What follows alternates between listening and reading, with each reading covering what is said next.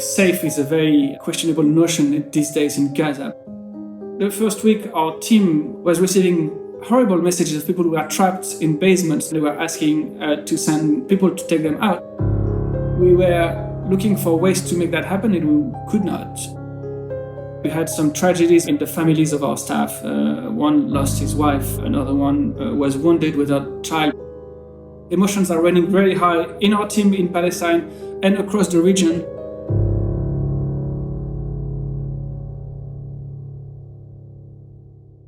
That's Arnaud Quemin, the Middle East Regional Director for Mercy Corps, the humanitarian organization that provides aid to people in need in the most dire spots around the world. That includes the Gaza Strip, which offered a fragile life for residents before the latest round of conflict erupted, and now has become a full-blown crisis. I'm Bob Safian, former editor of Fast Company, founder of the Flux Group, and host of Masters of Scale Rapid Response. I wanted to talk to Arnaud because he has a team on the ground in Gaza who he's trying both to protect and to leverage to help others. Mercy Corps CEO Jada McKenna has been on this show twice before to talk about the Ukrainian refugee crisis after Russia's invasion, and earlier this year to talk about a deadly earthquake in Syria and Turkey.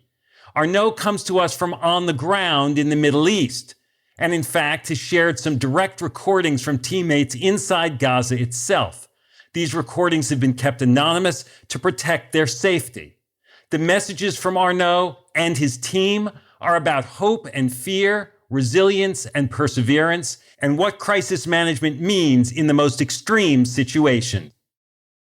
I'm Bob Safian. I'm here with Arnaud Quemin, the Middle East Regional Director for Mercy Corps. Arnaud's coming to us from Amman, Jordan, as I ask my questions from New York. Arnaud, thanks for joining us. Yeah, thanks for having me.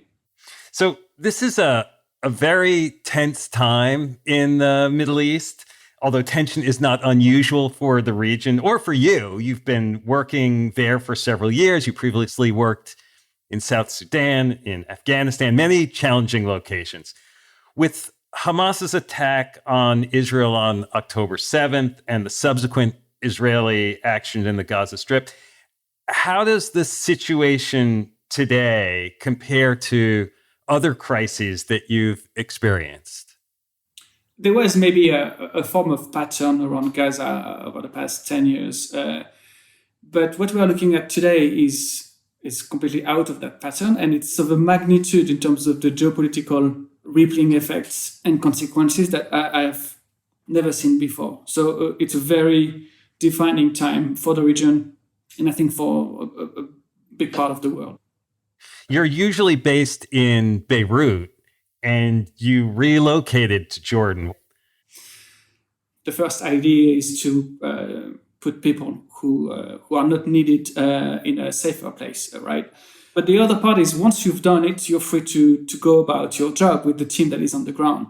So if you know you're going to have to probably evacuate at some point, you'd rather do it earlier rather than later. At the end of the first week of this crisis, I went to talk with our country director in Beirut for our weekly checkup. And then we saw that there was a distinct possibility for things to spill over in Lebanon that would have an impact on our ability to communicate and to manage our team. So we thought, okay, let's do it. And by the end of the afternoon, I was gone, actually. And so have you done this before where you have had to relocate so quickly? Maybe 20 years ago in a job in Liberia, I had to evacuate twice in the first week. And the second time was in the middle of a pitched battle. So I'm not seeking this kind of situation, but unfortunately it happens. And you'd rather do it in an ordered fashion rather than too late. So you relocate so that you can continue to stay in best contact with your team. You have team members in Gaza. What are conditions like there now? All I know is from the daily trickle of information we managed to get from the team on the ground. The first week we were trying to have a daily head count that I did not get at the end of every day. And I ended up asking, why am I not getting this? Because I need to know every day I start the status of our team. And it's because we are trying to get a lot of information about their whereabouts, how they're feeling, etc. And it's too much, and basically they don't respond. So we decided to have 2 tiers of check-in every day. One where we just ask them if they are fine and where they are in the WhatsApp questionnaires. And then for the more complex interaction, we have a different channel that we can use at will. How many people do you have in Gaza? Are they all safe? Safe is a very questionable notion these days in Gaza, but we have about 70 staff plus their families. All of them had to relocate over the past 3 weeks. Some we had to look for accommodation for them at a time where it's very difficult. People were basically waiting for us to secure a location for them in the south because they were stuck in the northern part, which has become increasingly dangerous. We had some tragedies in the families of our staff. One lost his wife, another one was wounded with a child, other had relatives wounded. When you hear that a team member's wife has been killed, like what can you do? It's actually someone I know.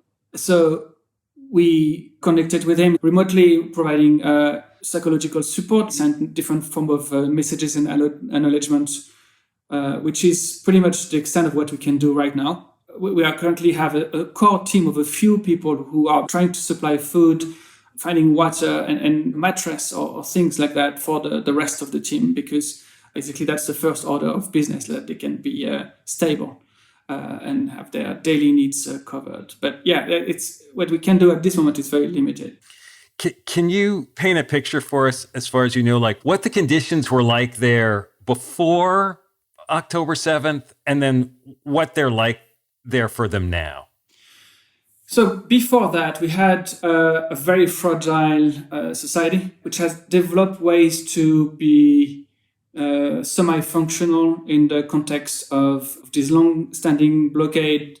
For instance, the telecom infrastructure had not been upgraded, so I think it was still 2G or 3G. Like, we were helping farmers to develop agriculture and setting up like irrigation in the south, especially.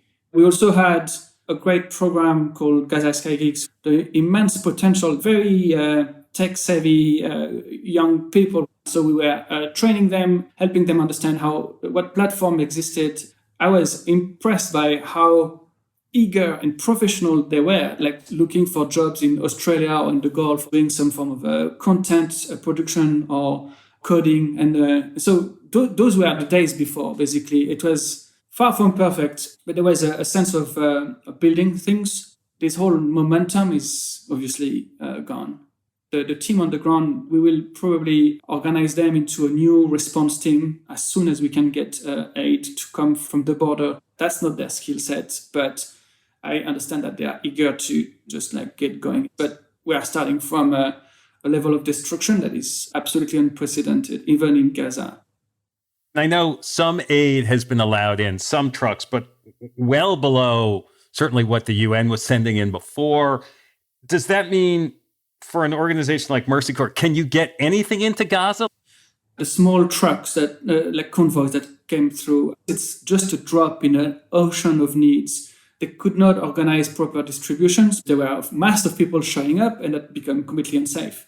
I was talking with colleagues of this team on the ground. They were like, don't say that as a good news, because this is a patch, a band-aid. The last 2 nights, there were lots of airstrikes. So people were like, can we at least have this stop? The food will reappear at some point, of course.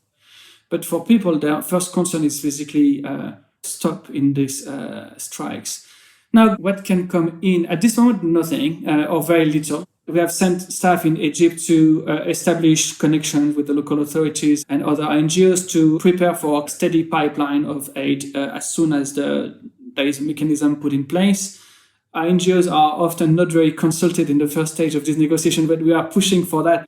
We know what we will need, and that's very different from what diplomats discuss. As I'm listening to you and sort of hearing your tone, it's like you're trying to stay patient and you're trying to stay sort of upbeat, and at the same time, you're frustrated and you don't really have control over the things you wish you could do. I think these crises actually are an exercise in what agency you have. Even in natural disaster, you have often an amount of needs that you cannot cover. And so you need to bring what you can and do your best. At this level, we are in a critical case where we cannot even start responding. There's clearly a lot of energy invested in making it possible, and hopefully it will come in the coming days. Yeah. And your team on the ground there, what are their moods like? I mean, it sounds like some people want to contribute and help. There may be other people who are like, I just want to hide. You're describing exactly what I was hearing today. Some are completely focused on taking care of their families, and so they will not be available to contribute to the response. Others are like, okay, what can I do today? Find me something to be useful, please. The first days, we were really concerned we would have a complete blackout, out of power, out of internet or telephone.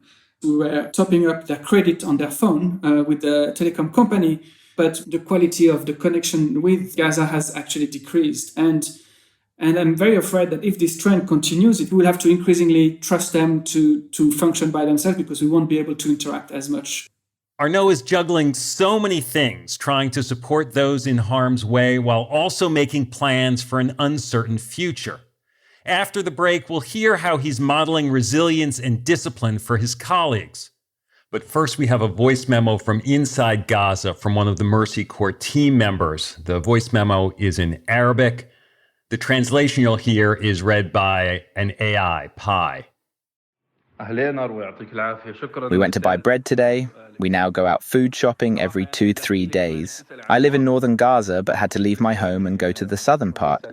We are staying in a family house that is hosting 20 people in a very small apartment. And I consider ourselves lucky because other apartments of the same size are hosting up to 50-60 people, like in 90 or 100 meter apartments. We went to another area, which is a refugee camp, to find a bakery. When we arrived, we found out that the bakery was bombed. We went to another area, we found the bakery, and there is a long line of about 300 people waiting for their turn to get bread. The area has been targeted previously by airstrikes. It was not safe to wait. Crowds of people have been targeted many times. Yesterday, they targeted a food market that was full of people. I went back to the area we were staying in to buy some groceries. In the store, we continually heard the explosion of the airstrikes. These explosions have become a normal thing to hear.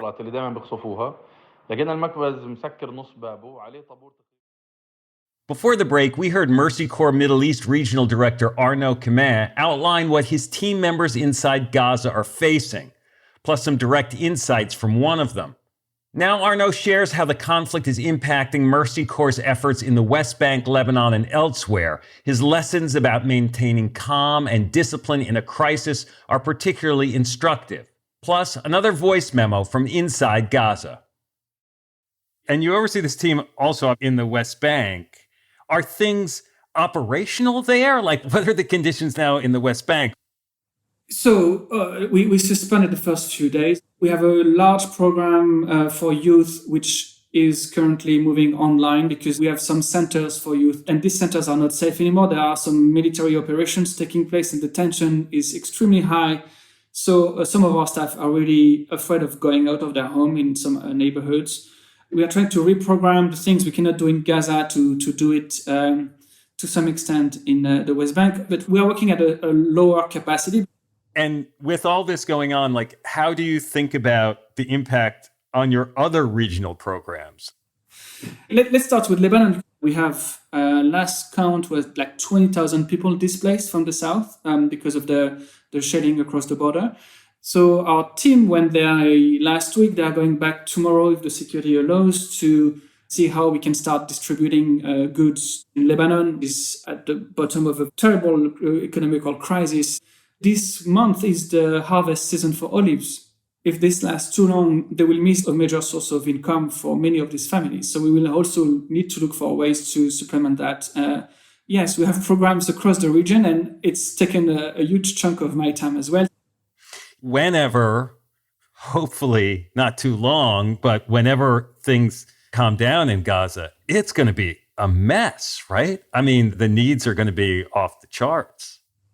There will not be enough support for several years to come to go back to a level of normal. I mean, we are, of course, starting with the immediate needs that are very urgent and very critical, but behind that, there will be an absolute need for reconstruction that will be large scale. When there's a natural disaster, you can be angry, but there's no one to get angry at. When there are more political things, the frustration can go in other directions. Like, how do you stay neutral in situations like this? People had a hard time understanding what's the posture of a humanitarian in this kind of context. The neutrality and impartiality that you're talking about were born out of these impossible situations to create a space for something else than violence. And thank God for that, because today there are people that are concerned with humanity and with helping. They're not concerned with who is at fault, who is violent, who is legitimate. No, our question is who is humane and who needs help. And that should be respected by everybody. And what do you do personally with your own frustration or anger or, disappointment in times like this? Like, how do you manage those things? Because it must get to you sometimes. I studied history, so I have a fascination for the complexity of human situations. And I try to stick to that approach, like a scientific one. Like there is the empathy and the emotional part about the humanitarian response, but I know that it's extremely dangerous to fall into any of the logics that are at play there.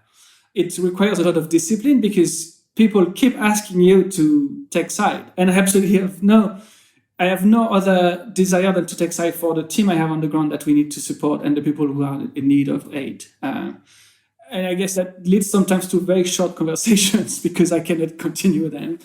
And that's just the nature of this job. You have different types of organizations. Some are advocacy organizations whose job is to be vocal and to bring a very strong point of view. I'm working for an operational organization, one that is driven by an imperative to deliver. So we have to discipline ourselves to preserve this ability to deliver, whatever we think about it. And I can tell you, emotions are running very high in our team in Palestine and across the region. And I have to reassure them that this is all for a good reason. It's because eventually at the end, we will be able to mount a proper response. And the emotions are running high in part because they want to do something and they can't. Because people want to speak up, to take a very strong stand. And I totally respect that. It's just that if we start engaging with this, we might be tagged with one side of the story. And we cannot afford that. We cannot. That's just as simple as that. And for you personally, do you meditate? Do you exercise? What does it take to sort of get yourself to be able to stay neutral and keep those around you calm? In a normal time, I would say yes to exercise, meditation. But these past 3 weeks have been a non-stop tunnel of work. So there is no spare time from the time I wake up to the time I go to bed. And I know that it's the case for dozens, if not hundreds of people around this team. I'm blessed with a group of people I'm interacting with every hour that I have a deep respect for, and I can bounce off ideas and opinions and thoughts and emotions, and they do the same. And we manage to basically have some form of support. The team dynamic is probably what keeps me going.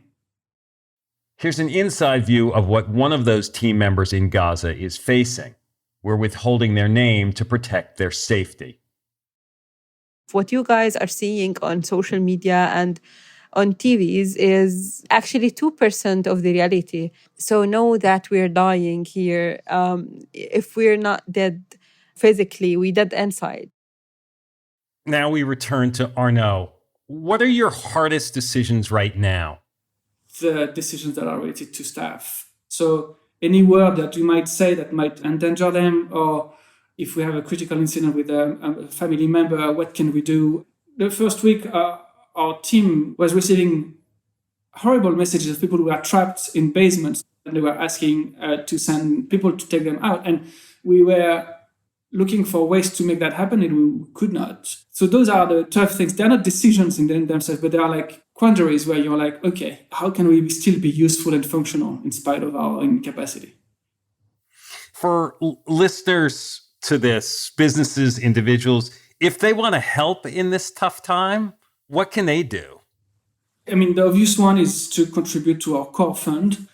This is extremely precious money. This response in Egypt or the first distribution are going to take place in Lebanon based on these donations. And then we are new to Egypt. So if there is any partnership we can have with a company that is set up there, that we can speed up your procurement process or increase your capacity. And we've had good partnership with companies before.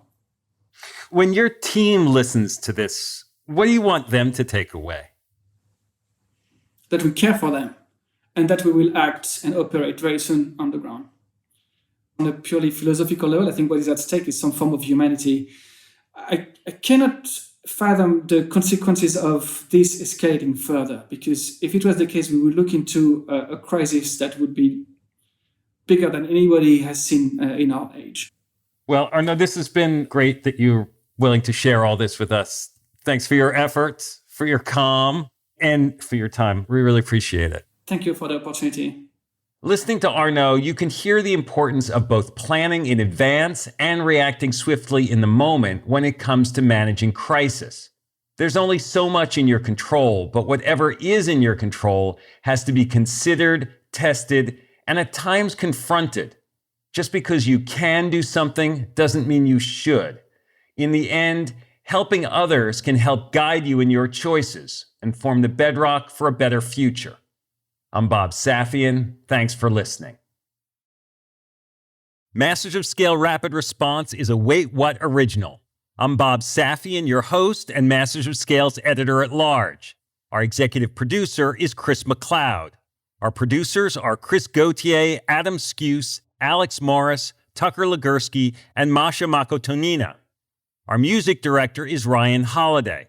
Original music and sound design by Eduardo Rivera, Ryan Holiday, Hayes Holiday, and Nate Kinsella. Audio editing by Keith J. Nelson, Stephen Davies, Stephen Wells, Andrew Nault, Liam Jenkins, and Timothy Lou Lee. Mixing and mastering by Aaron Bastinelli and Brian Pugh. Our CEO and chairman of the board is Jeff Berman. Wait What was co-founded by June Cohen and Darren Triff. Special thanks to Jodine Dorsey, Alfonso Bravo, Tim Cronin, Erica Flynn, Sarah Tartar, Katie Blasing, Marielle Carricker, Chineme Ozuquena, Colin Howarth, Brandon Klein, Sammy Aputa, Kelsey Saison, Luisa Velez, Nikki Williams, and Justin Winslow. Visit mastersofscale.com to find the transcript for this episode and to subscribe to our email newsletter.